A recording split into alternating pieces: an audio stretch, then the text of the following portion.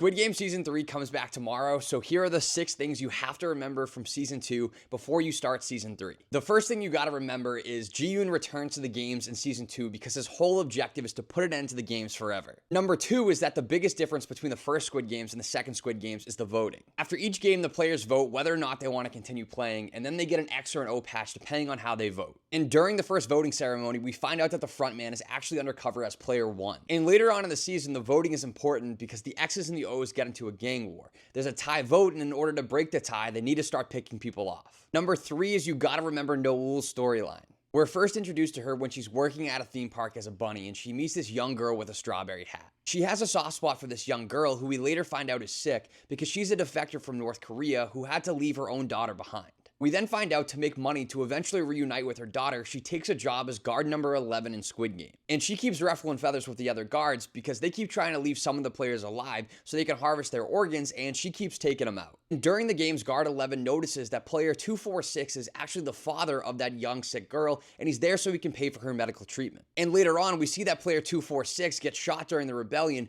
but we don't know who took that shot, so it could be guard 11 saving his life by shooting him in a non-fatal spot. Number 4 is you gotta remember the key relationships from Season 2. First, there's a mother and son playing the game because they're both there to pay off the son's debts. And then Joon-hee, or player 222, is pregnant, and her ex-boyfriend Myung-ji, or player 333, is also there, and that baby looks like it's coming based on the trailer. Number 5, you also gotta remember Joon-ho, or the cop storyline, and don't forget he's also the frontman's brother. He spends all of Season 2 looking for Squid Game Island, but in a big twist we find out that the person that's been helping him, Captain Park, is actually a double agent. And then number 6, the biggest thing you gotta remember from Season 2 is the rebellion. Ji-yoon anticipates that there's gonna be more fighting between the X's and O's when everyone goes to sleep, so he tells everyone in his alliance not to participate in the fighting and to play dead when the guards come to clean up the bodies. And this allows them to jump the guards and kick off the rebellion. But things don't go according to plan because player 1 fakes his death over the radio. He returns as the frontman with the mask, and then he executes Jung Bae, who's Ji-yoon's friend, right in front of him. So there you have it. Now you're ready to hop right into Season 3, and make sure you hit that follow button.